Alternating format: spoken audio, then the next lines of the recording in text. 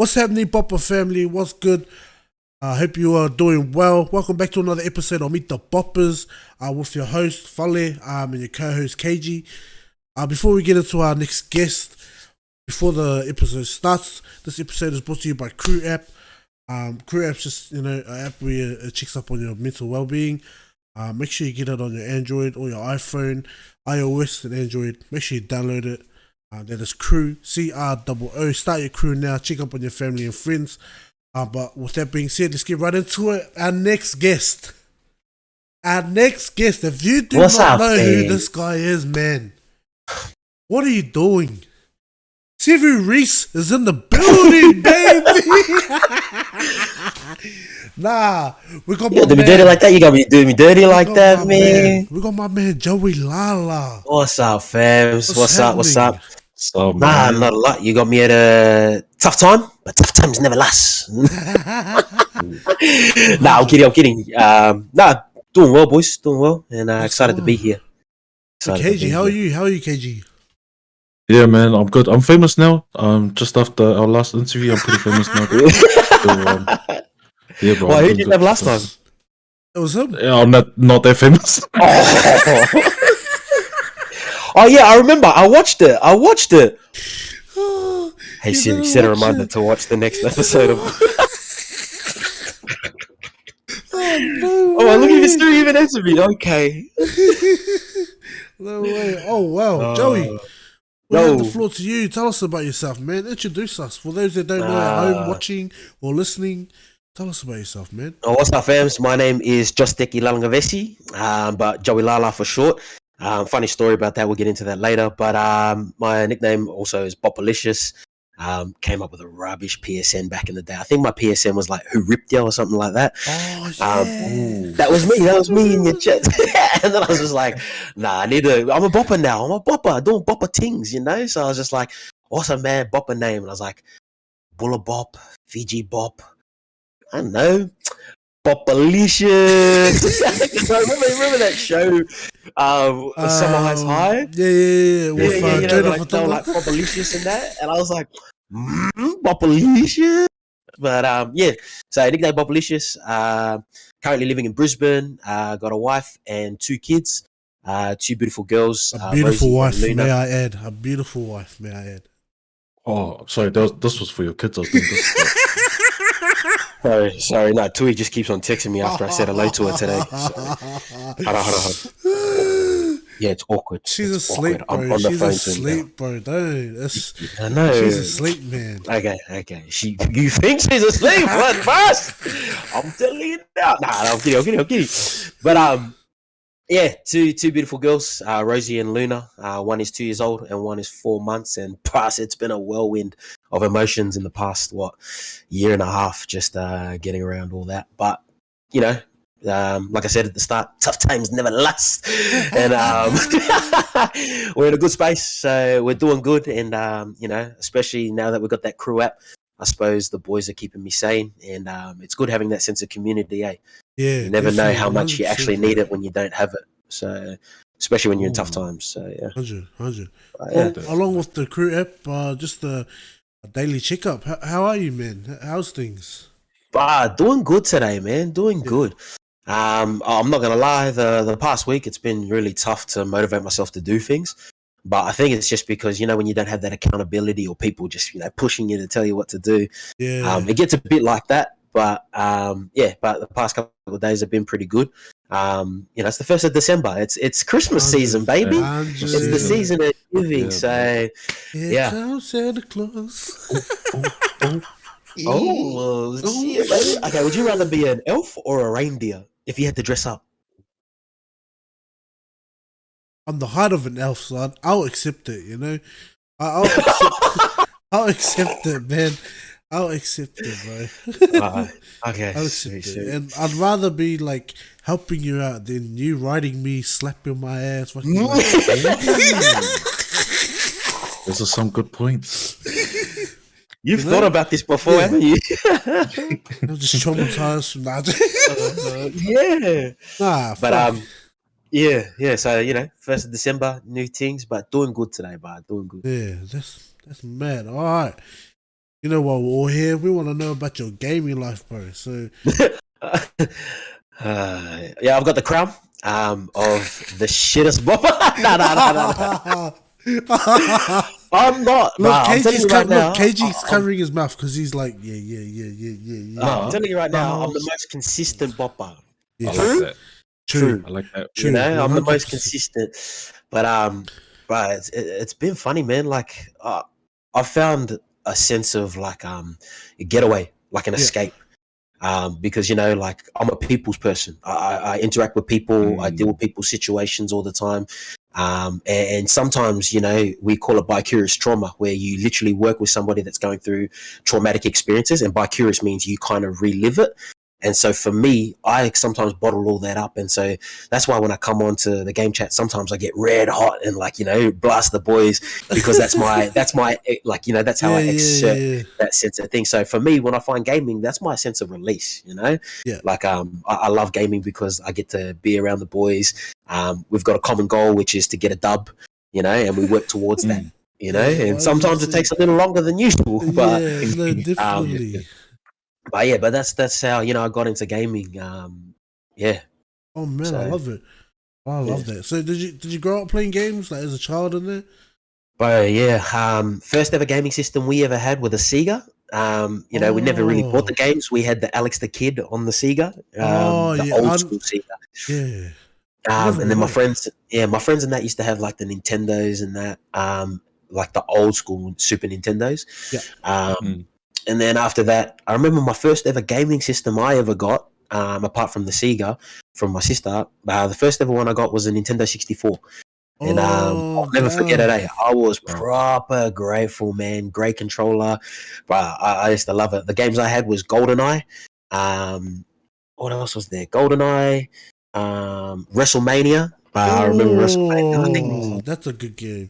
Yeah, it was ons, man. But yeah, that kind of opened up the gaming world for me. And then from there, got a PlayStation, PS1. And then like the games like I used to jam was Tony Hawk's back in the day. Oh, such a good game. Yeah, Metal Gear Solid. These I'm talking old games, man. Back in the day, Resident Evil. I remember that game used to give me nightmares. Even the new ones, they still give me nightmares. I don't know how every time I play it, I have to pray before I play it. Man. I don't know how you playing that, man. That is the devil. That is the devil. Man. Even though the graphics were like terrible, it's still scary as. Remember when you used to have to walk up to the door and open it, and it's like you walk up, it's like, and you walk in the door in a room, zombies like. One more time. It sounded like Sue saying, "Is this me?" Nah, I'm kidding. So if you're watching this, I love you. You're slack, bro. You're slack, bro. Alright, so you've been playing games your whole life, right? So throughout your whole life? Yeah, bits and pieces, But did you take breaks? So I remember throughout high school. I got a PC, used it for editing back in high school and assignments and whatnot. But used to play a little bit of what was it? Midnight Dub. Midnight Club, Dub Edition. Dub Remix. And Need for Speed Underground. Used to play those type of games on the PC back in the day. But I never really got into gaming like heavy. And that was because I suppose for me, my main goal was to play sport. And so my motivation was elsewhere. So, you know, when kids were gaming till late at night, I was having to go to bed early because I would come home late from training at about like 9:30. Like I remember my wife hates it because when I come home now, but I don't even care like how cold my food is. I'll just eat it straight away because when I was a kid, I used to come home at like 9:30, 10. And like mum would have the food on the table ready for me after I finished training. And I'll be like, nah, mum, I'll just eat it like this cold. So whenever I come home now, wife's always like, babe, heat it up. And I'm like, nah, I'm sweet. And I just pump that cold. But so going back to gaming, but I never used to game between like grade 8 through to grade 12. Wow. I never gamed. So actually the end of your schooling year. Yeah. Because I knew that I wanted to play sports. Man. Yeah, so like in the mornings, these are how hard out my mum was, bro. She used to make me like train early in the mornings, she used to wake me up at 4:30 and make me go for runs. And she would sit in her window, like she would like lay down, and her bed was like against the window. Yeah. And she could actually lay down and watch me run up the hill. And like the street that I lived in, you could run up the block, and then it was like up like a massive hill.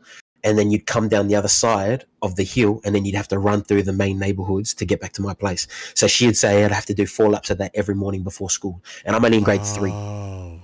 So, yeah, man. so like literally that instilled with me like just that work ethic of, you know what, I got to get up, I got to get it. So, you know, everybody always says win the morning, win the day, but that was instilled with me at an early age. And so I loved gaming. Like when I went to my friend's house, I used to love playing the video games and that.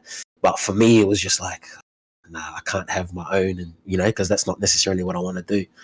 So yeah, it wasn't until like I got to a later age that I realized, man, I do like gaming because that's my escape. That's my game to take my mind off things that I'm currently thinking about. So yeah, man, big props to your mom, man. Holy, I'd be proud of that. You know, my son to just click onto like way she thinks, like her attitude towards you know wanting to get somewhere. Then you got to work for it, and you getting up at early mornings, bro, to do that.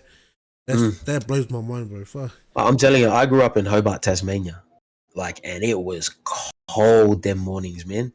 It was freezing, bro. I was like, literally, when I was running, I left home brown. I came back, I was another shade of purple, but I was like, the background. See the background? That was my skin. I come home and like, nah, but in all honesty, like, not to be like a kiss ass or anything, you can really see like your mum and you now, like nowadays, because Joey used to always video me, like he'd send the video to my phone. Let's go, Fally! Another fucking day! It's a good day to be a great day! Let's go, man! And fuck, I love those, but I need those videos again because I've fallen off a lot, bro. Those videos, you can now I know where Joey gets it from. You know? Yeah. Big love to your mum, man. Fuck, that's she says she loves you too. Oh, grateful. Ooh, nice. Grateful, man. You're making me blush. You're making me blush, man. See me blush. Like I can't. It's really hard. I'm trying already.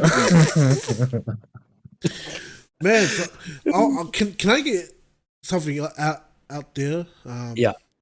The boys told me you played sevens for Australia. Is this true? Yeah, it's true. Man, that's crazy. What was it like? That's crazy. But it was a roller coaster. Eh? It was a mix of emotions because I was new to the program, and like you had old heads that were already there, that were already set in their ways. And so for me as a young gun coming into the program, a brown brother that was coming into the program, it was eye-opening, but I was thankful that I had a lot of a couple of other Polynesian boys that were there as well at the time. But it was difficult for me in that program because the way that they trained and the way that they played was different to the way that I was used to. Yeah. You know, Fijian boy coming from, you know, I suppose not much structure to then coming to us a team with who, and don't get me wrong, Australia are phenomenal at what they do. Coming into a team that already had like a set structure and the way that they wanted to play, it was really difficult for me to adapt. But yeah, like to give you an idea of my sporting background, yeah, I grew up in Hobart, Tasmania. I was playing soccer, did athletics, boxing, as well as AFL and rugby. So and touch footy. So yeah, came back from a heavy sporting background. Got a lot of offers to play different sports, even to play AFL. Around grade 10, around grade 10, I got the opportunity to decide on what I wanted to do, and I played in an under-16s tournament, under-16 tournament at Nudgee in Brisbane.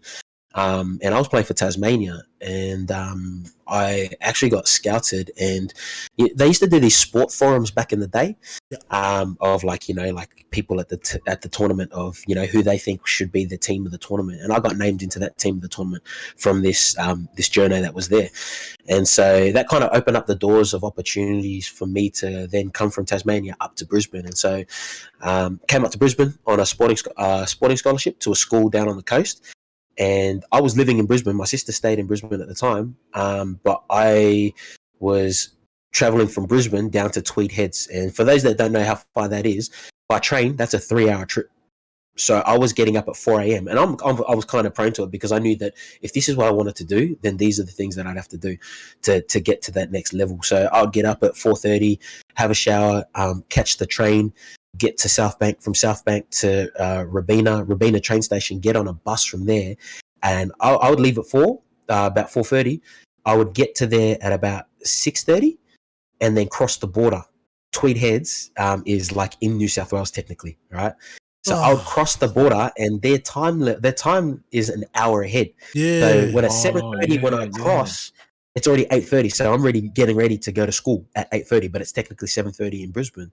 So then I'll do that, and then I would train at home and do that for the first 3 months of staying in Queensland. So I was 16 at the time doing this.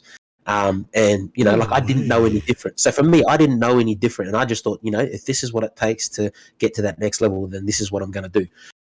Like I said, I didn't know any different at the time. Something happened to that school. They outlaid too many funds within the community and stuff like that. So that school had to get shut down. So this was like literally come April.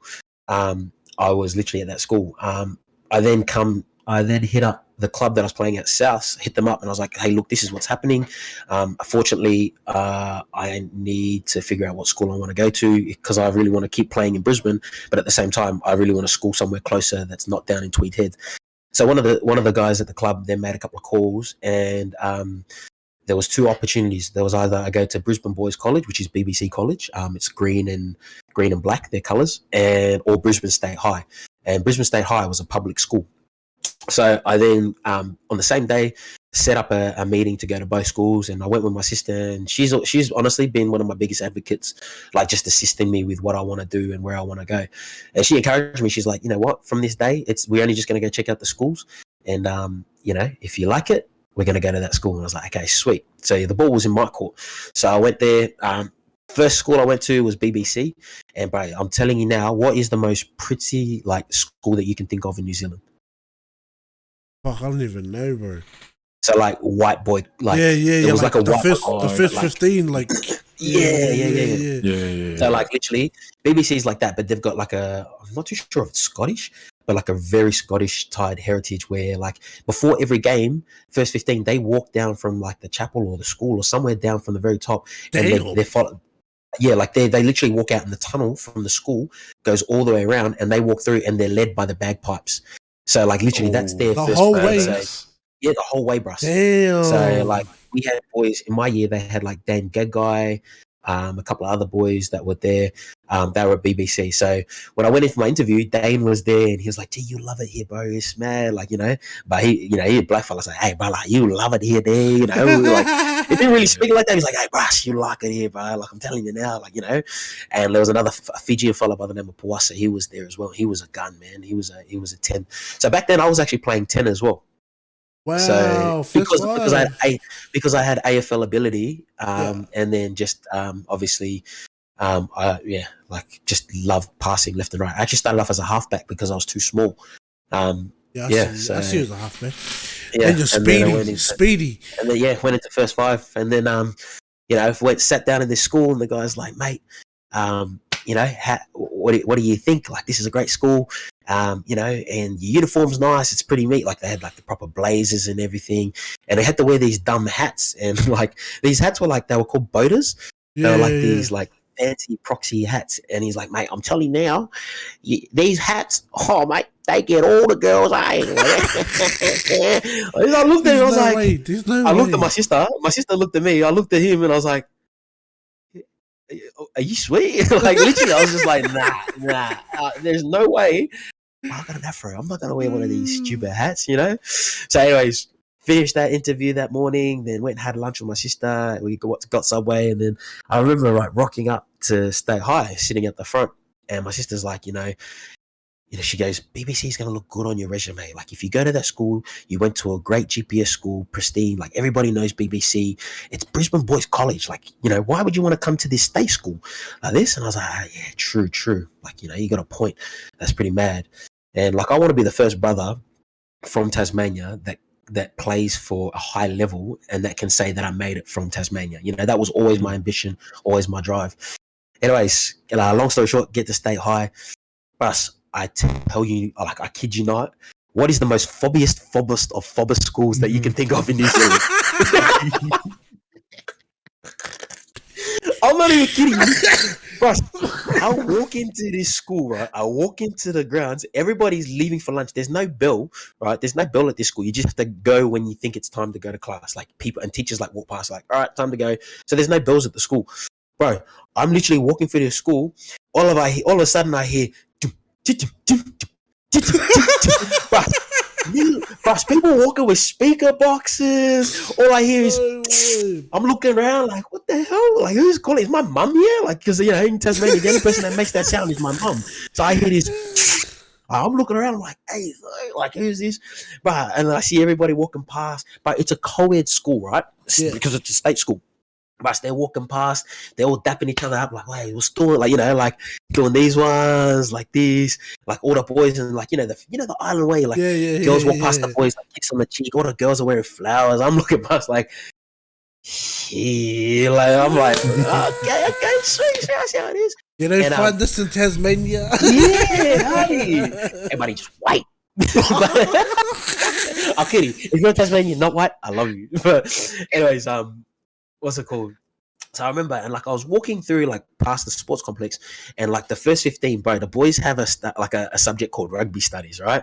And all the first 15 boys were there, like sitting at the front, and I was walking past, like walking to the sports department. When I walked past, I saw like a couple of the boys that I remember from the under-16s tournament, and they saw me and I saw them, and we kind of like clicked. But when I walked by, they're like, hey, Bulla, like this to me. Like, I was like, hey, they know who I am, like this.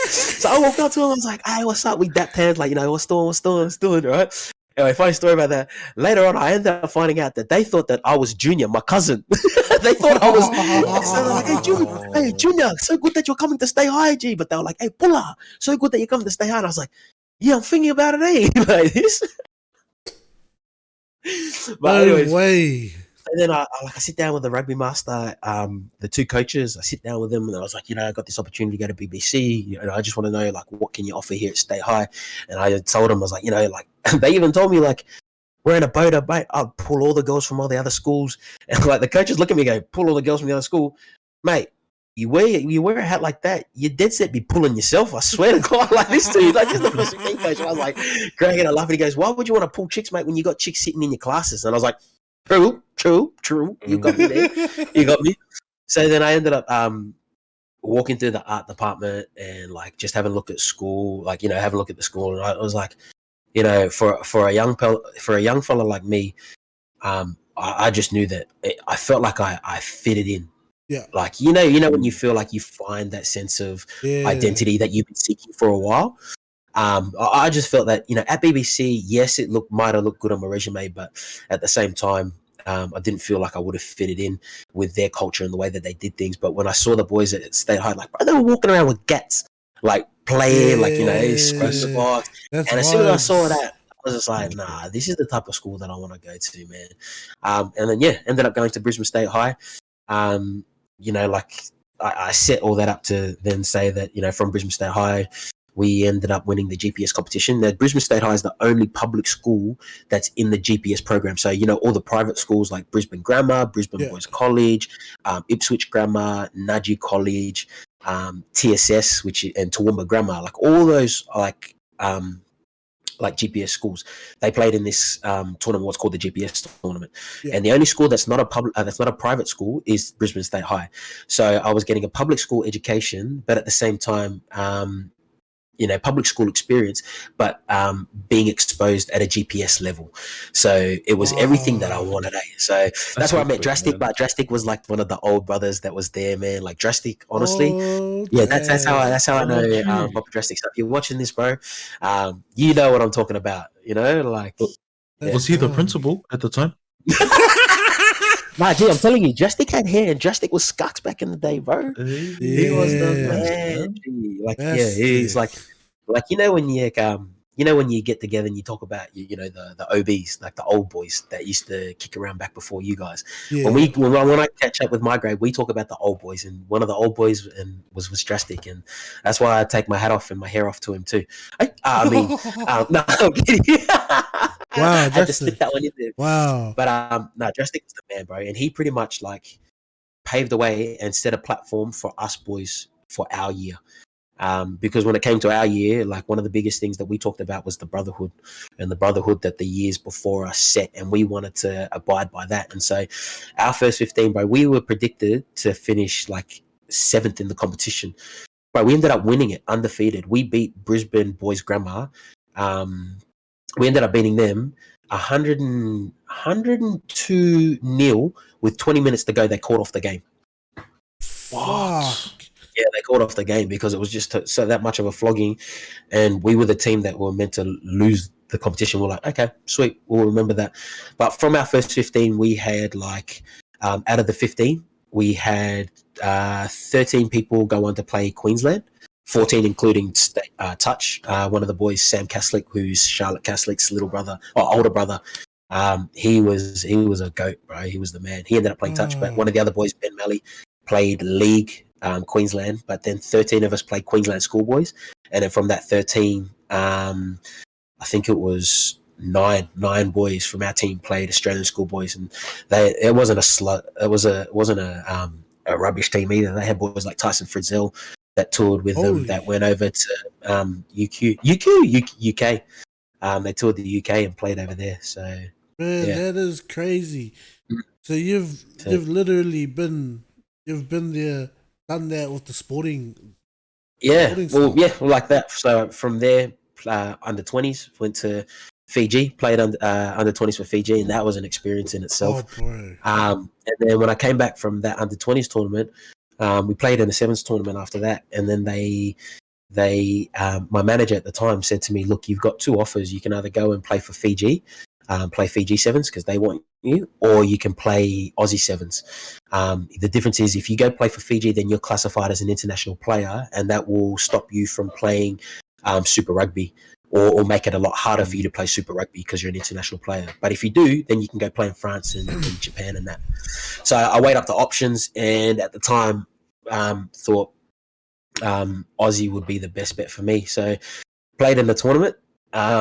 We beat the Australian team in a tournament, and then the coach at the time, he reckons, Michael O'Connor, he goes, mate, can you come down to the Gold Coast where we just need you in a pool of players that need to sub in if any other team gets injured? Can you come in and sub? And I was like, yeah, say less, say so, easy. So I went down to the stadium, played at the Titans Stadium, Skills Park, I think. I'm not too familiar. But anyways, it was the first ever Gold Coast tournament, the first leg, and sat there on a Saturday, watched all the games, and then I get a phone call on Sunday morning, and it's this dude, and he calls me up and he goes, hey mate, look, we're just going to need you to, are you able to fill in like this weekend, today, because we've got a couple of injuries on our team? And I was like, yeah, sweet, who am I playing for? Like this, and he goes, look, you'll be playing for Tonga, and you make your debut. And I was like, yeah, sweet, mad, bro, sweet, like this. So, bro, I literally, I drove down from Brisbane that Sunday morning. I get to the park, they let me in, go into the back, and everybody's warming up. And then I sit in, and then the Tongan boys, one of the managers goes, yeah, look, g'day, Joey, look, the only reason why we picked you is because out of all the pool of players, you're the only one that looks Tongan out of all the boys. I was like, hey, grateful. So I'll send you the photo, but I made my debut on the Gold Coast, and it was for Tonga. I've got 1 cap for Tonga, and then played in that tournament, and then from there, what they do is they go leg to leg. So the first one was Gold Coast, the second one was Dubai, and the third one was South Africa. So they played 3 consecutive weeks over November. So the first leg they played on the Gold Coast, I played for Tonga. The week before that, I was playing for Brisbane, Fiji, and then a team called New Stars, and then I went and played for Tonga. And then the week after, they get to Dubai. They called me from Dubai, and they said that, hey, mate, look, someone's got injured. Can you fly to Dubai? And I'm like, is this a joke? Like, you want me to come to Yeah. Dubai? Like, I was like, yeah, sweet. I'll come. Like, say less. So they're like, sweet. But just pack your bags because you'll be going straight from there to South Africa. So we'll play in Dubai and then we'll play in South Africa the week after. What So an I'm like, experience, bro. and I'm like, I'm literally just like, hey, freak, this is crazy. This is so surreal. I called up my family. I'm like, so I'm flying to Dubai.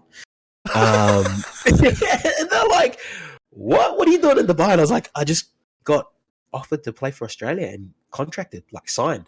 Yeah. So in the space of 48 hours, I literally had to run around, get my passports like clear, like make sure it was all sweet. Got signed the contracts to play, say that I'm signed for a year with the Aussie Sevens. And then got to the airport. But this is the crazy thing, right? A lady calls me up and she's like, hey, before you go to the airport, can you go to customs? We've just mailed up your kit bag. And this is like, you need to get that before you get on the flight to Dubai. And I was like, okay, sweet. So went to transit, picked up my kit bag, but I picked up my kit bag like this, and it was like this massive suitcase, and it had like sneakers, joggers, runners, like literally like 3 pairs of runners, ones. It had a ones kit. It had like training shirts, like training gears for like galore. And I'm like sitting there like grateful. But got to Emirates. They bumped me up to first class. They bumped me up to business. So like I got on the plane, flew to Dubai, and bruh, I'm like living the dream. Like I'm like, bruh, this is crazy. Get to Dubai, and then everything changed. Bruh, I got flogged, bruh, because I was 13th man in, right? And like, bruh, I was playing, like I was like expecting, like, you know, okay, I'm not gonna play first leg. It's gonna be mad. Hopefully, if someone gets injured, not hopefully, but like if someone gets injured, then I'll be able to play again, like in South Africa.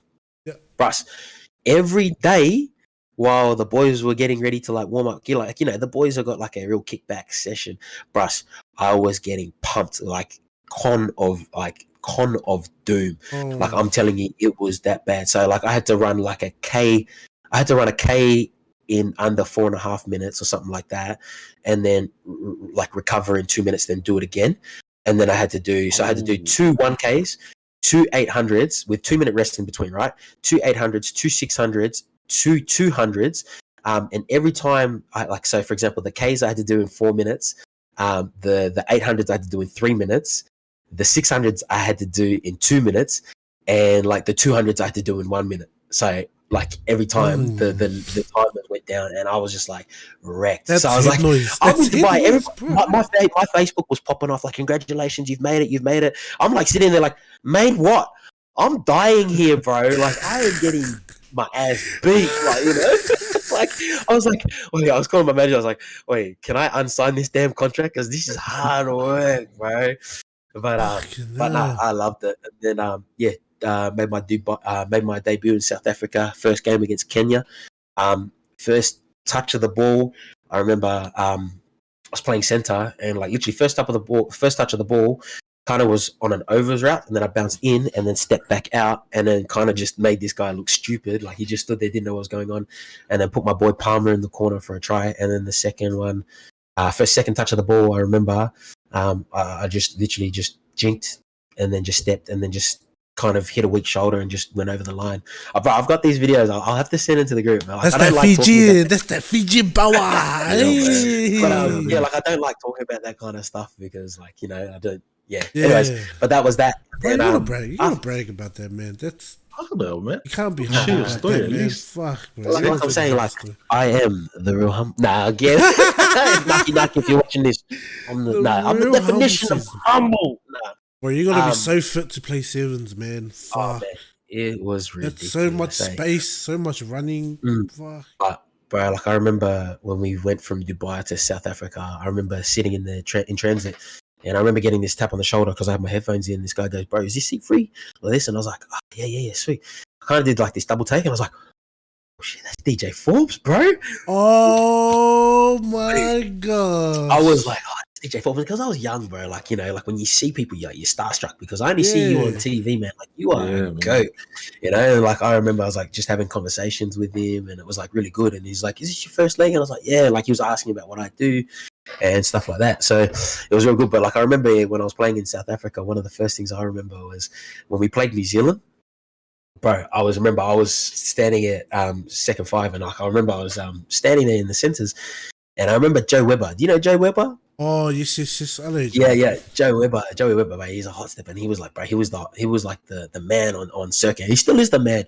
But I remember, like, I was sitting there, and he points at me, and this is in the semi-finals. He points at me, and goes, "I got the stepper," like this to me, and I was like, low key, I was like, "Boy, this guy knows I can step." And I was like, "Oh, he knows he's been watching my game." So this is all going on in my mind, and we're stuck inside our 22. And all I remember was when I came on the field, my coach goes, "When we get it, we want to play down in their half." And so, bro, I was like, "Okay, Joey, he knows I'm gonna step, so I gotta do something different that he won't expect. What am I gonna do? Like this?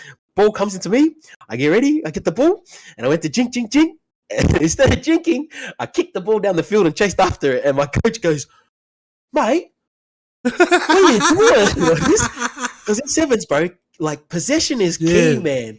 And just union in like, general, yeah. Yeah, so I kicked the ball down the field. Same time I hear this, "Oi, number one, sub. Number one, sub." No way. And I was like, "Oh, damn, bro."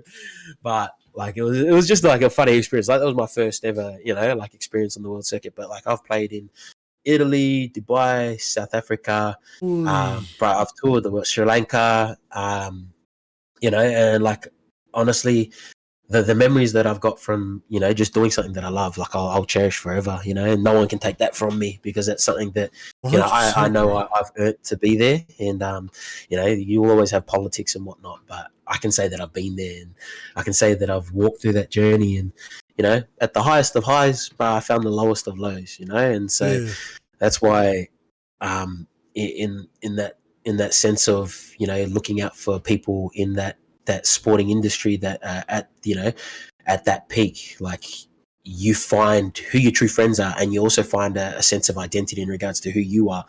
And so like that was a massive battle because like you're 20 years old, you get thrown all this money, you tour the world, you do what you love, and everybody knows you as that person that plays rugby, and so you have this persona. And so for me, I didn't have the right guidance.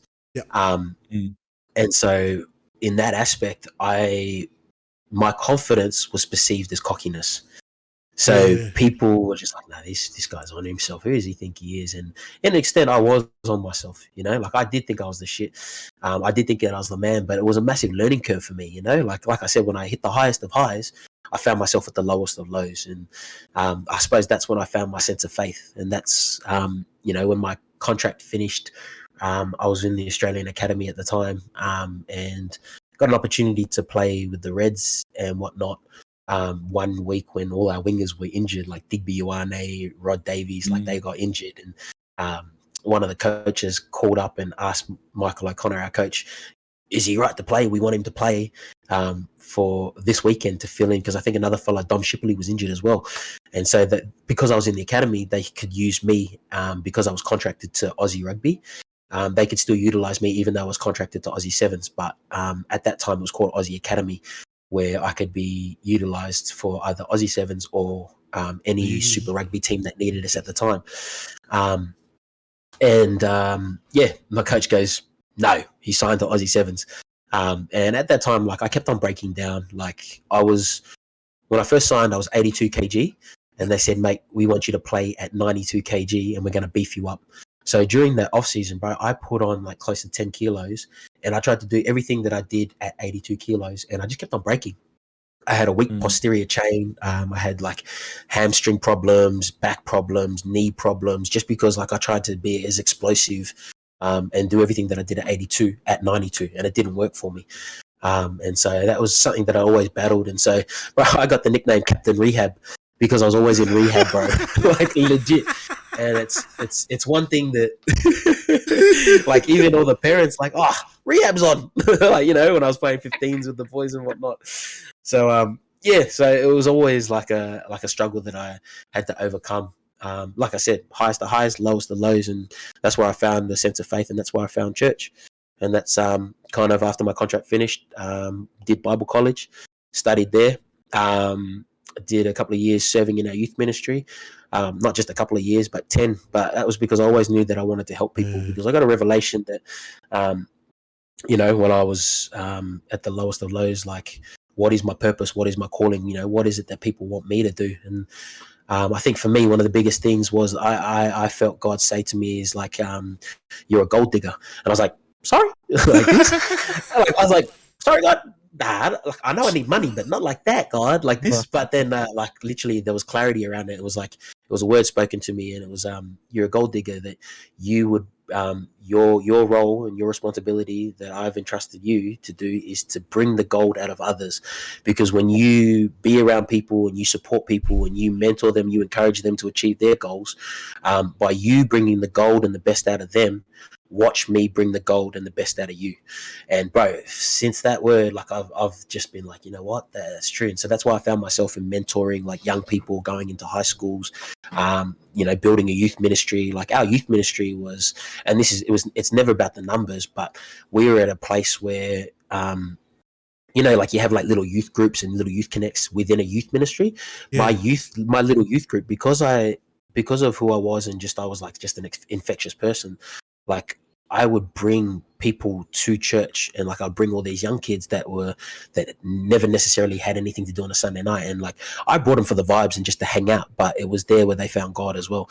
And so like usually you'd have like a group of like me and my mate, like my mate and I posted about him yesterday, but it was his birthday, and usually a group would have like 4 or 5 people that would be in your group. Right, we had 42 kids. We had 42 young people in our what we called an RDG, which was like your discipleship group. We had 41 young people, and in that we seen like the likes of people like Lisi, Amu, his brother Knox. Like we had all these young collective people that came through our youth ministry, and it wasn't necessarily because of what we did, but it was because we knew that by bringing the best out of them, God will bring the best out of us. And so that's always been our goal. And so like, I mean, like I look back at what we did as a youth ministry, and like across Australia wide, like we have like a lot of the people that people see as influential people.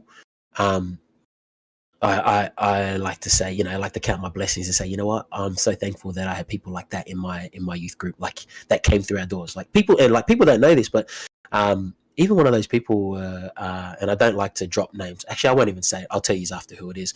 But like a person that's high up in the NRL now, that's doing amazing things. He was a part of our youth group as well, and that's how I met Bop. Bop was a part of our youth crew as well. He used to come to youth as well back in the day. And so, he used to come to IDG with a couple of other boys like Cepha and that, and they were doing things like they were doing the youth thing before I started coming to church, and so kind of picked up where they left off. And that's how I kind of know those boys from down in Sydney. So because they knew that I was a part of the youth, but I also used to play a lot of footy as well, and so that's kind of how I know the boys down in Sydney. So, bro, that's actually awesome, man. That's cool. I heard Lucky, I think last year, after I met you, and I found out you were heavily, worked with youth and into church and that. He was like, oh yeah, he's got a picture with Justin Bieber, and I was like, it's I know you can edit it, but it's this one right here.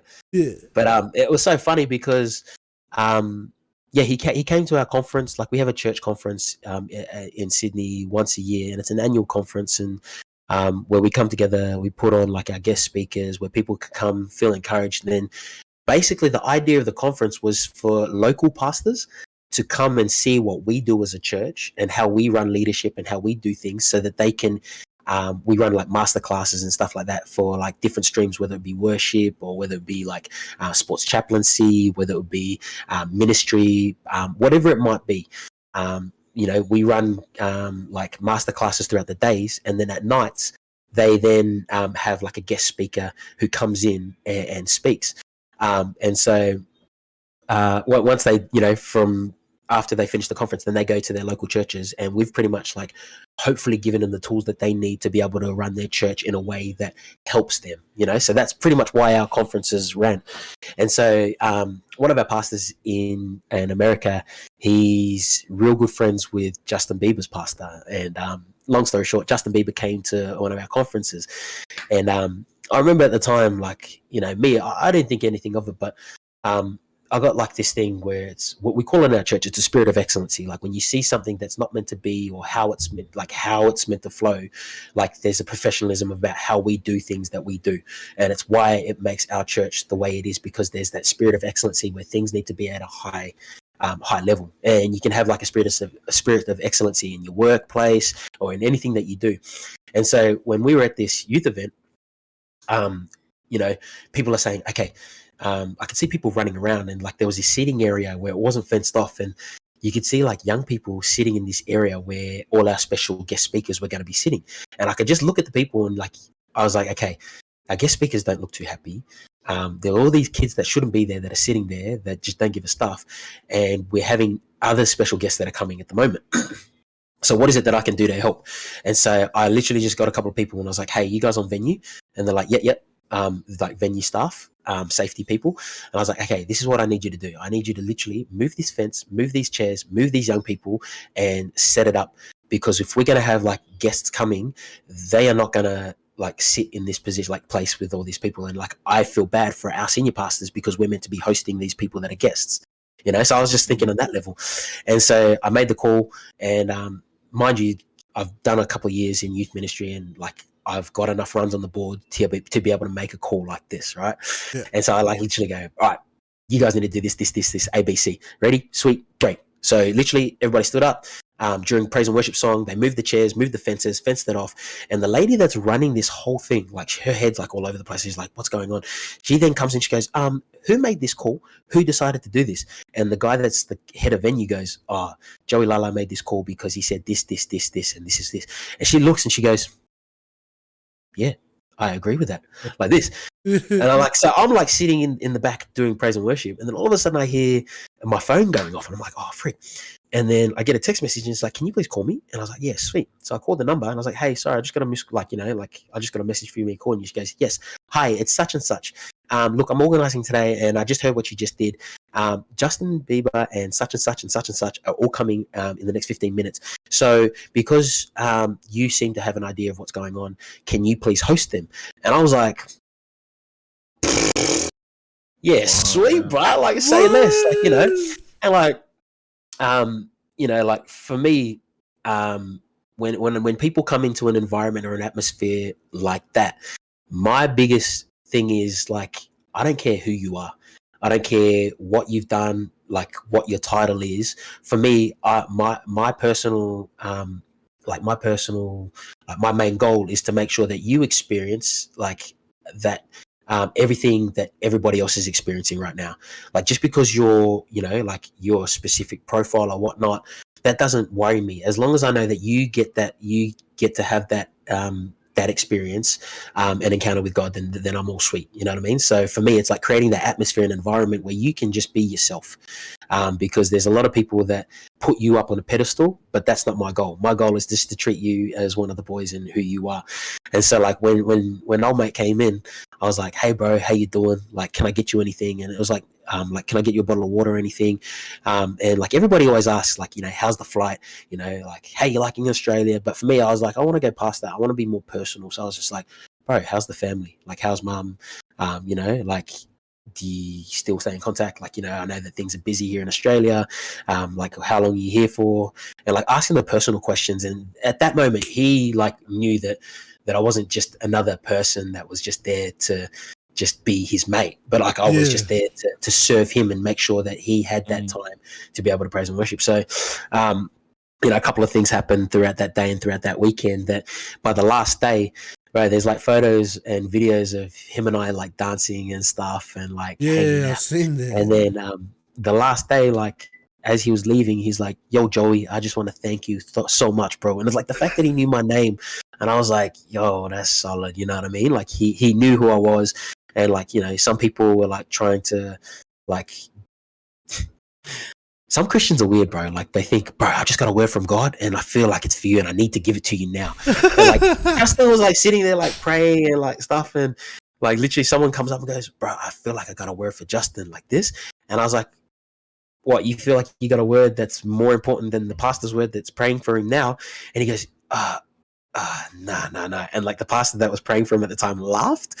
And then he was just like, bro, you're the man. Like, thank you so much for allowing us that moment. And then, like, even at that time, like, Justin was crying. He was just like, bro, thank you so much for giving me this opportunity to be able to just be me. And I was just like, I'll never forget that. You know what I mean? And so that's why we do what we do. It's like so that people can have that encounter. So, yeah, funny story. I know it was a bit of a John Dory. It was a long yarn. Nah, bro, yeah. I love hearing that, bro. That's so.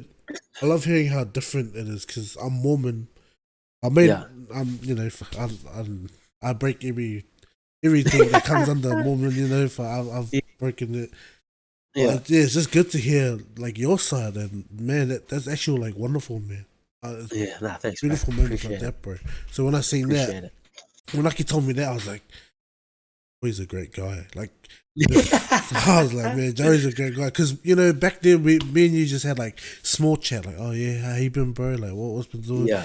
And then when he showed me that, I was like, the boys. Yeah, it was really funny though. It was like when the boys introduced me to people, they was like, oh, bro, that's the pastor. Yeah, and like people don't know how to act around me, eh? But then when I get on chat, I'm just one of the boys, man. I'm just straight 100%, one of the boys. Yeah, 100%. And it's like, and that's the thing for me. Like, I want to be approachable. Like, I don't want people to be like, oh man, I can't approach you because of your title and what you do. I just want to be the type of person that come to me if you need help or if you need an ear. Like, I'm here. I want to listen. I just want to just kick back with you and like walk this journey with you because I know what it's like to be isolated and alone. And so the fact that I've done it, the fact that I can just be that sense of I suppose support for you, like that's all I wanted to do. And so that's kind of like what ministry is like for me, is just walking the journey with people, and that's what it's all about. That is mad. I've got some follow-up questions, if that's all good. Yeah, sweet, bro. You talked about how like you're a people person. It's quite obvious. We've picked up on that quite a lot. What do you think you put it down to? Is it like purely your faith, or was it at a younger age from your family, or when do you think you kind of got those kind of skills to be like, oh, I really like enjoying people and helping people out? Yeah. Bro, to be honest, it actually came from a young age where I was always seen as the odd one out. So growing up, like my father was a whawheo, and he was in a ministry, like in he did like missionary work where he would fly in from different countries. So he flew like he took our family to Amsterdam, to like the Papua New Guinea, and then they flew to Australia and they stayed in Tasmania. And so for me, like growing up in Tasmania, bro, I was like the only black kid in my school, and like I just knew what it felt like to be the odd one out. I always knew that feeling of always being an outcast. So for me, when people started to realize that I was good at sport and that I was good at, like talking, and when I was good at like just telling jokes and like, because I used to just crack jokes all the time as a kid and I'd always get in trouble and I was always seen as the class clown. But for me, I always knew what it was like because of the color of my skin. I always knew what it felt like to be an outcast and an outsider. So from a young age, my brother-in-law, and shout out to my brother-in-law here, he always told me like, even though you might be the most popular, you might be the best at sport, always remember that there's people that look at you and think, man, I wish I was you. So when he told me that, I would always think, man, he's so right. And so he used to tell me that, you want to be the type of person that's always inclusive and not exclusive. So when you win something and someone comes last, you celebrate with the person that comes last. You make them feel like they're $1 million because you don't know what it's like, because you know exactly what it's like. Sorry, you know exactly what it's like to be the outcast. Like when people are sitting by themselves at lunch, I would always just have this thing where I'd go sit with them or like bring them, closer in. And that's strictly because I know what it's like being the odd one out, growing up in a school where you're the black kid and you don't fit in some things. Like I'm not going to lie, it was very tough for me growing up in Tassie where I teachers used to call me Kathy Freeman, like because I was a fast runner and because I was black. And so my nickname was Kathy. And I, look back at it now, it's like, bro, that's proper racist, But like I grew up with people making those jokes. And so in a way it hardened me, like it toughened my exterior to like to come back with quick comebacks, but I remember in high school, I used to like get my school uniform ready, like in Tasmania, like I used to dress up and like I used to used to picture, like in the mirror, like I used to look in the mirror, dead in myself in the eye like this, and picture people talking shit to me. And I used to be like, yeah, well, that's why your mum loves me. Like, you know, and I used to just come back, like, used to think of quick, witty remarks. And so, like, sometimes you see me, like quick on the spot, like, you know, say fast, witty remarks. And that was because, like, I was never going to experience that sense of hurt. Like, I never wanted to experience that sense of hurt. And so, for me, the reason why I'm such a people person is because, like, I have these traits to be, like not an alpha, but like a outgoing extrovert. But at the same time, I am an introvert. Like, I know how it feels. So for me, it's like I want to find that common ground by bringing the introverts closer to the extroverts and vice versa. You know, so that's kind of why I'm like a bit of a people person. And it's the same thing. Like, remember Drastic telling that story about that guy that was standing by himself, that African guy? Oh yeah. And he was just like standing there, like I didn't know from bar of soap. Yeah. But that's just me. Like, I'll bring people in and into a thing, and like shout out to my boy Multi TP that actually shouted all our breakfast that morning. Did he actually? He actually shouted it. It was like $90-something for breakfast, and all we were getting was coffees. So yeah, but that's kind of why. And you know, obviously my walk of faith enhanced that gift of being able to connect with people and being able to communicate with people at that level, you know. Like Bible college taught me how to speak, public speak, you know, and how to communicate with people at that level, wherever they're at, whether at the highs at their you know, at what they do, or at they're just your average Joe Blow that you don't even know about. But I'll talk to you like, you know, I'll make the average Joe Blow feel like he's $1 million, and I'll make every person that's at the highest of elite feel like they're just one of the boys. Yeah, 100%. That's mad. Back to you being, you know, the funny one, a clown in the school. Is that how did you come about with putting that all into like skits? Because you're a man of content creating and making skits for, you know, all your social medias and that. And the funniest one, was the Fergo one. And the boots. And when I seen that, I was crying, bro. When you did that, I was crying. I was like, what the fuck?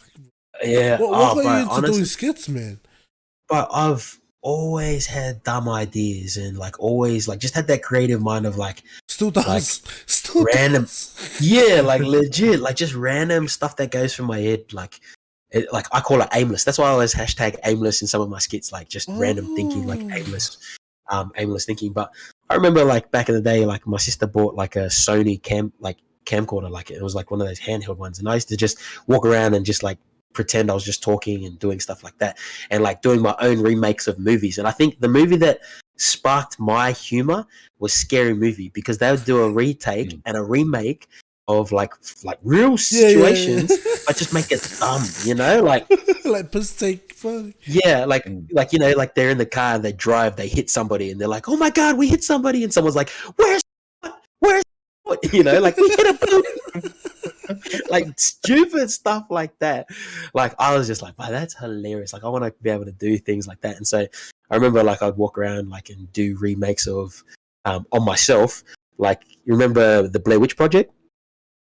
Oh, I don't it's an old scary movie, and I did like my own retake of that like back in the day. And like again, that's just like a creative outlet for me. Like whenever I see stuff like in my head, it's funny and it's stupid, and so that's why I like, I need to remake this where people can actually laugh at this stuff that goes on in my mind. Yeah, you know. So I was just like, that's how I started creating skits and that. But I did drama in grade 10. But I was actually a techie. Like I just like loved doing the technical side of drama, like the lighting, the cameras and stuff like that. Oh yeah. But then I never really thought that I was a funny dude, but I just had funny ideas. You know, so because you're real good with the camera, bro. I didn't know you had it like that. What can you do? Wow. No, I'm kidding. Wow.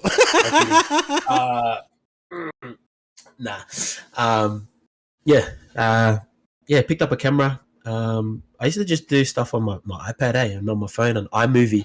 That's like literally that Fergo skit I did on iMovie, and then on my phone, and then just bought a laptop, and then just started dibble dabble in iMovie on that, and then before I knew it, just like kind of just upped my game. But I think the biggest thing for me is like I don't want to compare myself to other people. Like I get real disheartened real quickly. You know what I mean? Like shout out to Nazo. Nazo is the man. Like and like. It's not like I'm jealous of what he does, but I'm like, man, how does he do that? Like, how do I find the time? And sometimes I disqualify myself, if I'm honest, you know? And so I think that's my biggest downfall. Like, I will see what other people do, and like, I can do things that are similar, but at the same time, I'm just like, nah, I can't think like that, you know? So I think 2022, I'm just going to send it. That's pretty much my motto for 2022. Just anything that I touch, I'm just going to say, you know what? Send it. Let's send it. Let's do it. So, yeah. That's the mindset. That is the mindset. That's solid, man. So, I think after that, you hit the online gaming world. How did you come about the online gaming world? Oh, bro. So I bought a PS4 like after I got married, and I was like, babe, I'm gonna do something big. I but I'm gonna try and like, because at the time my brother-in-law played 2K, and I was like, I want to play a couple of games of 2K with him, you know? Yeah. Like I never, like I hated gaming. My wifey knew that I hated gaming. Like I didn't really get into it. But then I bought a PlayStation, and yeah, it was game over. Divorce from there. It's a trap. It's a trap, bro. It's a trap. Facts, bro. Trap, but man. yeah, I bought a PS4. And came back, and at that time I was playing I bought Rainbow Siege. And I was playing with a couple of boys from church, and anyway, connected with Dukes because I used to play with Dukes back in the day, like because he used to play Union back in the day, and he was a part of the NTS like when I was in high school as well, which is the National Talent Squad, and that's how I met Dukes because he was in Canberra, and I was playing with Queensland at the time. And anyways, long story short, we reconnected because of our boy Hainsey. You know, Hainsey was like pretty much like family to me, bro. And so, like Hainsey called us up while he was at Blues Camp in Queensland. He goes, bro, you know a good barber? And I was like, bro, my cousin owns a barber shop up here. Say less, I'll bring a couple of barbers in, and we can just chill. So I brought the barbers in. They like the 3 chairs. They were cutting all the Blues players when they came in. So they would like they knew like during that time, and so that was when I saw Bopper game for the first time in ages, bro. So Bop and Dukes used to rock Siege all the time, and so Dukesy was my mate. I ended up connecting with Bop again. We ended up playing Siege a lot, like with a couple of other boys, and then we had a WhatsApp group called All Friends, and it was like a couple of us jokers, bro. Like, anyways, long story short, we just all played PlayStation together, and at that time we were playing Siege and Fortnite. Fortnite was big then too. Yeah, like, literally that was when Season 1 just dropped, and so started playing then. And for me, it was never about the competitiveness. It was never about like going out there and trying to be the best. But to me, it was like an escape. It was like, you know what, this is my new sense of community. This is what I need, like when I'm having a tough time. Like I can just jump on the PS4, my boys are on the mic, what's up, what's doing, and I don't have to forget it. I don't have to remember the responsibilities that I carry. You know, I can just be myself. I can just escape and just have a jam and just have a good laugh and banter with the boys. And so, yeah, literally it was with Doogsy, a couple of other boys. And bro, they are proper red hot on the mic, man. If you've ever heard one of our first clips we played with Naki, oh, bro, please link that right now, like that clip of when we were playing with Naki. It was so funny. Dogs was just being a pest and stole Doogsy's scar, and Doogsy just blew up, bro.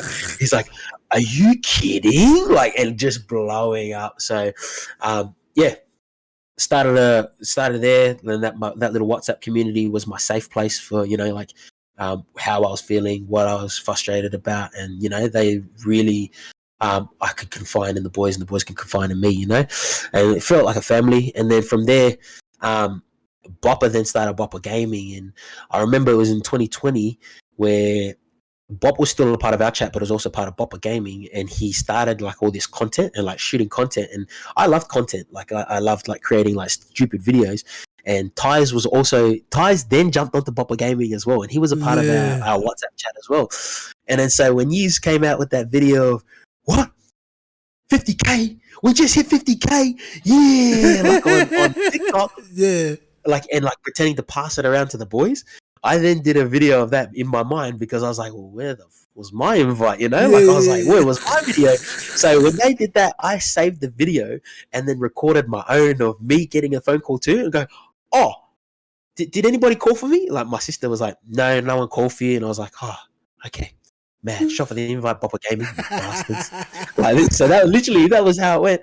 And then Bopper must have sent it into the boys, and like from there, Bop's just like, look, I know this dude. We've done life together. He's safe place. Like, safe place. He's a safe person. Bring him in. What do you think? Like, content creator and whatnot. And so from there, that's where it kind of kicked off. And like, I was still playing PS4 and trying to keep up with you boys on PC. And then Bop, like, I think it was Nike and you just encouraged me to get a PC. So I ended up getting a PC and Bob's your uncle. And here I am. That's a big thing. That's what got everybody into proper gaming was vouching and trust.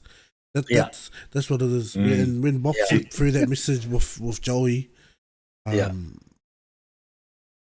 everyone was like, welcome in with open arms, boys. Yeah. But mind you, like I said before, it was awkward because people were like, oh, but he's a pastor. How do I talk around here? I was that guy. Like, man, do I swear? Do I just? I was like, just be you, boo. Yeah. You wouldn't have known, eh?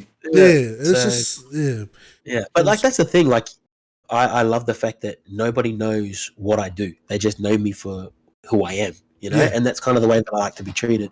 And so that was like kind of one thing that stuck out for me. I was like, you know what, the boys can still see me as what I do, but at the same time, that's not necessarily just who I am. So that's what I love. Like I'm able to be myself when we're off live, but when we're on, I'm just the same person that you'll always see. So always try to keep everything that I do G-rated because there's people that are struggling with problems that like maybe like whether it's language, whether it's like pornography or whatnot. I never want to put myself in that same place where they can't like see me as a person that they can talk to. Like I won't be seen on stream swearing, and that's just something that's a personal conviction with me. Like I never want to be that person because if someone's struggling with it and they see someone that they think that they can come talk to doing exactly what they're struggling with, then who am I to be that person for them? So it's done. Well, Bopper Gaming is not really a G-rated. Our content's not really G-rated, but that's it. But we are G-rated. We're straight G, baby. That's G certified. That's G certified. We're not G-rated, but we're G certified. That's right. My guy. Oh, how did you find like what was it? How did you find adapting to our kind of world, like of content creating, but on the gaming side of things? Like, how did you find that? But honestly, it was difficult, like, but for me, like I saw it as an opportunity to learn. So like you've got Naki, you've got Nazo, who are all awesome content creators. You got Loud, like, you got KG yourself. Like I look at that and I think, man, what is it? Parts of their games and things that they do that I can implicate into my set of tools so that can better me. That can better me in my craft in regards to what I want to do. Because ideally, my goal is like, I just want to tell stories. Tell stories that people can relate to. Tell stories that make people feel good. Tell stories that make you, forget about the rubbish day that you've had. And if I can bring that sense of joy into that, then that's my job done as a content creator. So for me, like when I look at like, the work that Nazo's doing, I'm like, Nazo, how did you do that? How can I do that with what I do? Naki, how did you do that mix? Because that mix is ons. Can I use that, utilize what you do for something that I want to create that motivates people? So I look at that and I think of how can I, not necessarily bite, but how can I be inspired by everybody in Bopper Gaming? And that's why my wife, like when she first asked me, like, what is Bopper Gaming? What do you do? And what do the boys do? And I told her, like, look, they're all a bunch of content creators that inspire me to be able to be more creative in what I do. Like they bring gold out of me because like I have these ideas, these concepts, but it's you boys that actually help me configure, can utilize the constructive tools. Like I look at what Mana's doing now. Mana's killing it, and he's just learned how to use Adobe Premiere.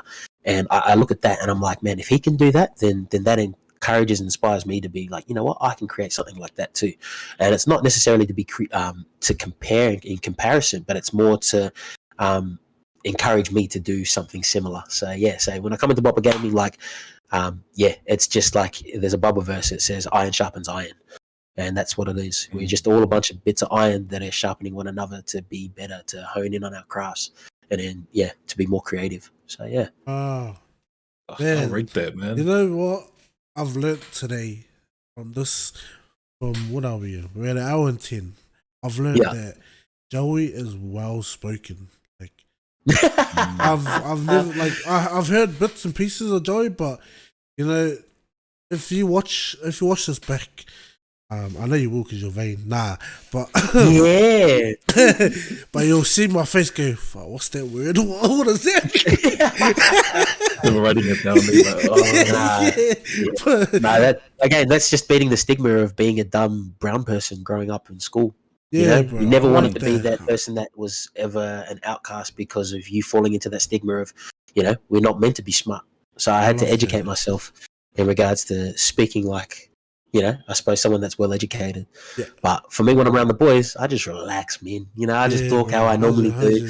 And growing up in housing commission area, like you just talk like that. Yeah. But but sometimes when it comes to public forums, sometimes I forget that I have to talk the way that I talk. Yeah. So, but yeah. Back to what your wife asked you, I'm gonna ask you the same thing. What? In your own words, what is Bopper Gaming? In my own words, I would say Bopper Gaming is, and we've already established it, but we're a bunch of content creators that basically create content that, like I said, that brings joy to people.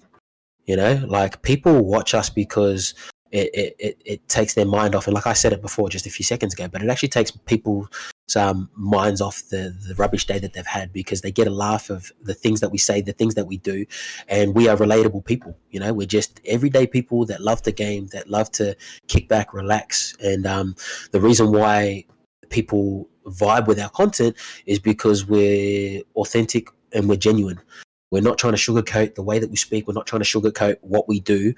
But although we do have a sense of a set of skills that only we can do, what we do is when we come together and we apply those things, that's what makes Bopper Gaming different from anybody else, is the fact that we are a little sense of community that believe in each other, that push each other. Like, how many times have we got phone calls from Bop like, gee, what are you doing?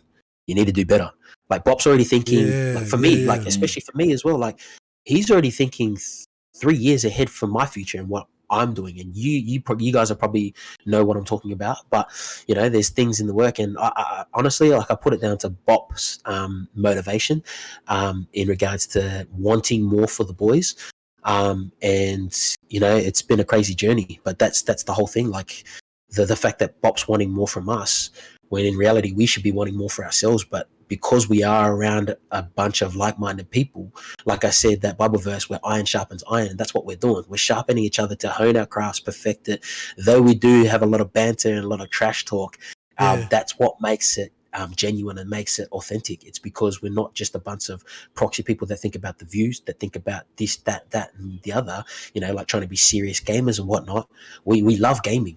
But like I said, it comes back down to us just being content creators that enjoy banter, a good laugh, and just having a good jam with the boys. So yeah, that's pretty much for me. That's what Bopper Gaming is to me, like that sense of community. That's spot on. That's spot on. Yeah. And just to say on that, like, I've had people that have messaged me in my inbox, and I'm sure you guys have had too, but like when I talked about the Bopper Challenge and why we're doing the Bopper Challenge and why, why we continue to do what we do, I had people actually like message me and they're like, hey, I don't know if you know this, but, what you guys are doing at Bopper Gaming is what actually got me through some dark times in 2020 when we were in lockdown. And to me, when I sit back and hear that, and I think two things, I think of, what we're doing is incredible and fantastic. But the second thing is too, like, this is another avenue of where I'm actually ministering people. I'm not necessarily telling them how to live their life, but I'm bringing them a sense of joy, because that's the gold that I've been able to produce for other people to be like, you know what, this is for me. I like that. I want to vibe with that. I dig that. And so, what we do, it's something that I don't take for granted.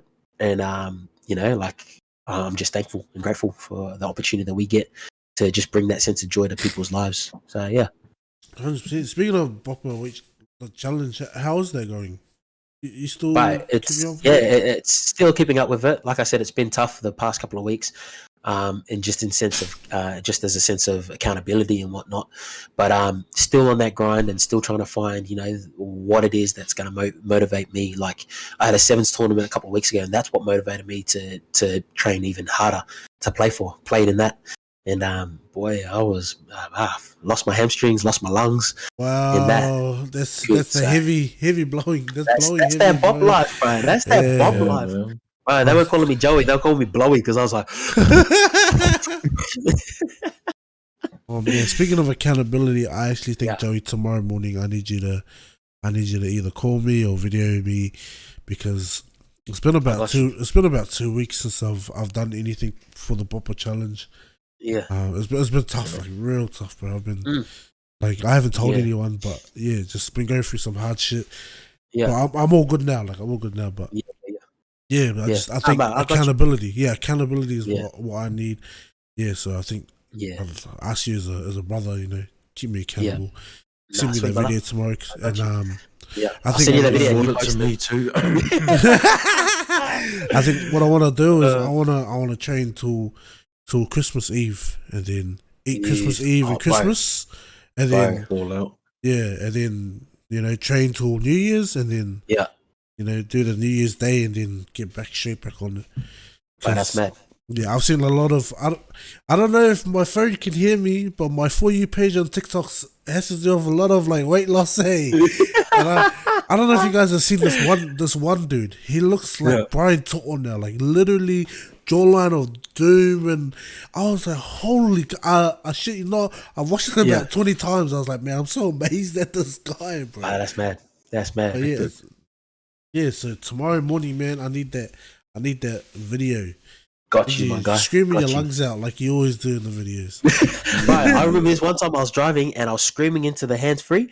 But I screamed that heavy and that loud that I kind of blacked out. I saw stars. I was soaring stars. I was seeing stars.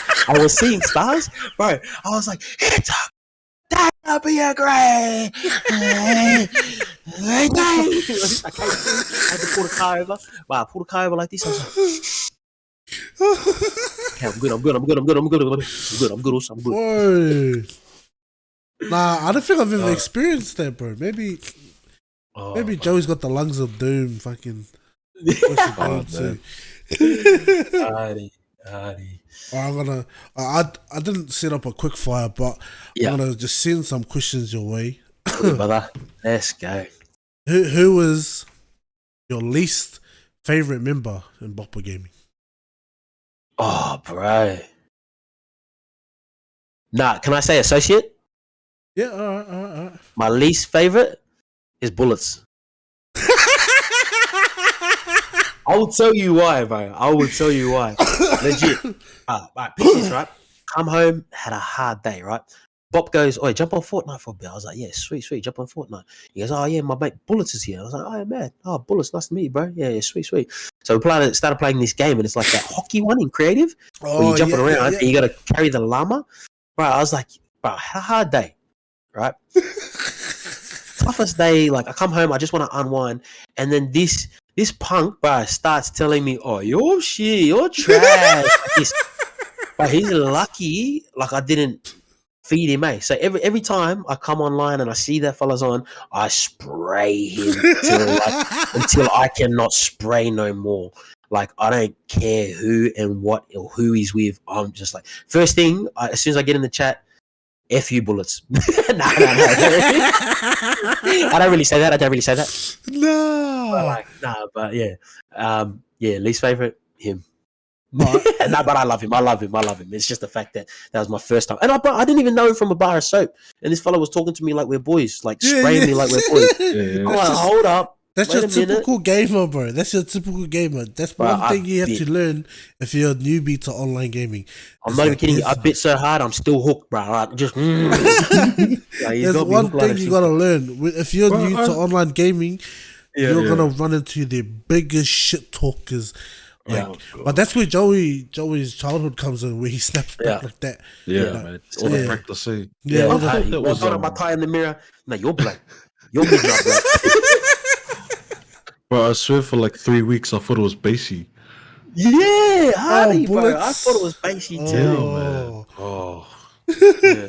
All right, Yeah. next question. I was like, first time he's like, I was like, oh, when he first came in, he's like, oh, Joey, he's like mocking me and that. I was like, your name Bullets, but your name should be blanks like this, because that's all you shoot like this. And I was just like, yeah, you know what?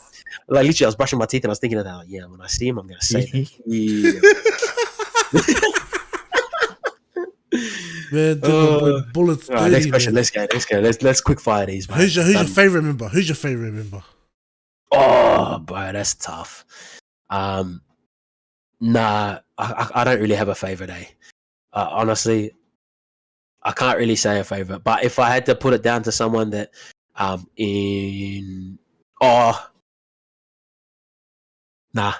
like I said, everybody's got an attribute that they bring to the table that I like of everybody, and that's what I want to take from everybody. So, okay, yeah. Follow-up question: name our 2 attributes that you really like.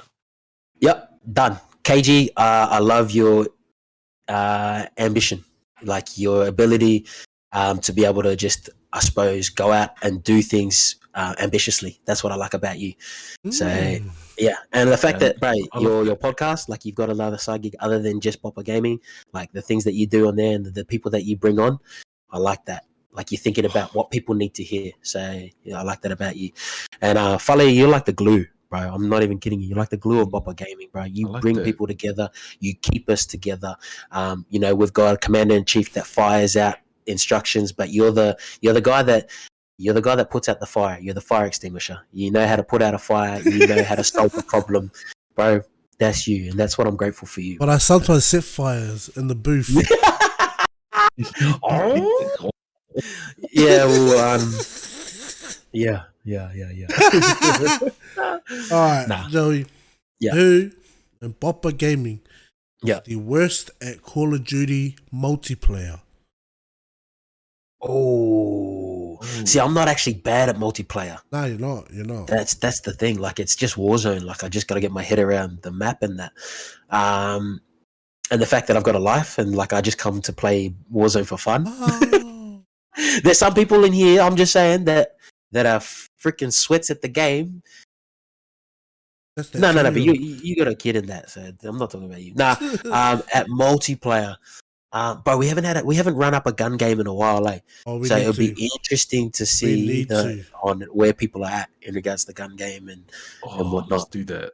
Yeah, it'll be good. So I can't necessarily say who, but if it was anybody, everyone right now. Yeah, gun game. Let's go. Let's run it. Run that up. Yeah, but I can't. Because Sua's good. So I can't really say Sua. Well, you just gave him +1 confidence. But watch me come in the night and just like a thief and just wreak that confidence from underneath it. That's what I'm saying. I'm setting it up. You know what? This is like Jenga. I'm setting it up to knock it all down. Oh wow! All right, we'll skip that question then. Yeah. Who in Bopper Gaming do you think is the cheekiest or has like the worst like mouth? Like witty, like comebacks and that. Yeah. Yeah, like just really onto it. I have to say it's between Drastic and Tice. They've got 2 different types of humor, right? Drastic is just straightforward. Ty is call you out and make you feel that pain for a long time. I never get into it with Tice. I never get into it. Straight up. That's why I always want to be on Ty's team. I'm like, yeah. I'll give you Tice. Whatever you say, I'll back you. I'll back your comment. And then whenever I say something, he'll like back me. But you can jokingly say something about knocking him out. He's instantly, bro, you won't even survive 5 seconds with me in the ring, bro. You'll be puffing. Yeah. Oh, sorry, man. One person that I love to joke with, that I don't want to joke with because I know they take it too far and too serious, TJ. Oh, lad. Right, because sometimes I don't know when that fella's joking, man. Boy, but he's a good dude. But he's got no fear, like no filter, and like he's that guy. It's Like so he's good. that guy. I've known him for a long time, and TJ's just that guy, man, that just doesn't care, has no empathy when it comes to ripping you a new one. Like, bruh, he's got no empathy. So, but that's why I love TJ. TJ's a savage, bro. Yeah, I'm telling you now. So yeah. Oh, yeah. How many members are there? 13, isn't there? Oh, this guy's sad, bro. You must have... Wait, hold on. Let me count it. Out loud? Wait. Have no... So we got me, Bob, Fale, Fuchs, Nazo, Naki, Ragnar, TJ. Oh, there's heaps more. Wow. TJ, David, Tice, and then Drastic, Loud, Kenner Boys. So 2 there. So that's 15. Is it 15? Bams. 14, 15. Bams and KG. So there's 16. Is there? Who did I miss? Forgot about Sua. Forgot about Mana. And then... Who else did you forget? Ronnie. Wow, man. What? He's frozen. Frozen. He's frozen. No, I'm just kidding. I didn't freeze. I was just telling you. It looks so real. Oh, that was real good. Bro, did you like stop breathing too? Because holy... Yeah, I held my breath. Hey. This guy's about to black out again. Part of my acting. 19. Oh, damn. Yeah. Nah. That's why I was counting on the Australian chat. How many from Australia? Sorry, that's why I thought 13. Yeah. What's Sua's first name? Joshua.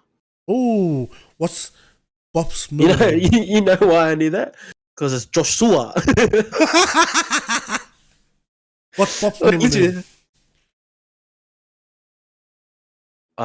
Freak. I don't know. Oh, wait. No, I was going to say John. Hey! Got him! Nice. Wow. Who's the better twin? David or Andrew? Latu. That's the only way that I could solve that one. Who's winning in the fight? Fuchs? Sua? Oh. The fact that the man is actually preparing for a fight just means that he's probably more motivated to get put on a stretcher on his back. So I'm going to say Fuchs. Nah, honestly, bro, I don't know. I reckon, bro, see, this is the thing. Fuchs is dangerous. Fuchs is like, I've seen him blow up on COD. So for him to blow up in real life, that's another thing, right? So he's already exceeded that level of ready to knock you out. So, yeah, I don't know, I reckon it depends how long the rounds are. So if we have that LOI versus 2 Gallon, minutes, 2 right? minutes. The 2 minutes or 3 minutes? If it's 3, Fuchs. If it's 2, Fuchs. Fuchs.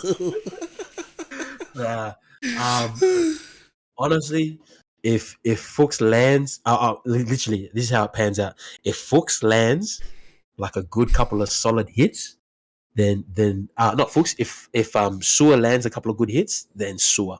But I'm telling you, but it has to be his most powerful hits. Most powerful, and in the space of 1.5 minutes, in 90 seconds. If he can unleash those first hooks and knock him out within those 90 seconds. The problem is, if he misses those powerful hits, he's blowing. That's what I'm saying. Say within 90 seconds. Heavily. If he wins the fight within 90 seconds, that's the time frame that I'm going to say that he could potentially. So if you're watching this Saw, you better start training hard, bro, and be more than just a 90-second man. I'm just saying. What is one thing you would want to see from Bopper Gaming? Man, one thing that I want to see from Bopper Gaming. I want to see creative content across all platforms that touches all generations. So not just like the gamers that used to game back in the day, not just your gamers that game now, but like that we create content that transcends all generations. So that's kind of what I want to see from Bopper Gaming. That's a challenge. That it's doable. It's doable. Yeah. You've got people like myself and Bopper who are 40. You got other people like Justic in there too that are that age group, you know. So like I said, that would be a mad challenge that we create content that is relatable to all, that crosses all platforms and all generations. That's a great. Not just a goal. We're gonna work towards that. All right, let's end this one with the last one. Yeah. If you had to choose, who would you fight, Tice or Red Hot Fuchs? Nah, Red Hot Fuchs every day of the week, bro. I'm fighting Red Hot Fuchs every day of the week. Bro. Right? Like I've done therapeutic crisis intervention. I can break someone down without even having to throw a punch. Right? I'm saying, bro, what is wrong? What happened? Who hurt you? Okay, let's talk about it. You know. But when you get a skilled striker like Tice Pedro, bro, I'm on my back. I'm tapping out, bro. I'm like, nah, I'm done. So, Red Hot Fuchs, baby.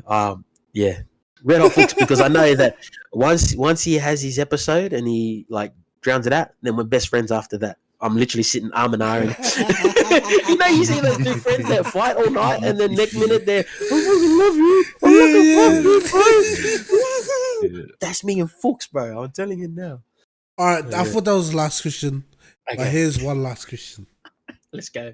If you had to replace if you had to take someone's spot in the big three, whose spot are you taking? Naki's, because he's never there.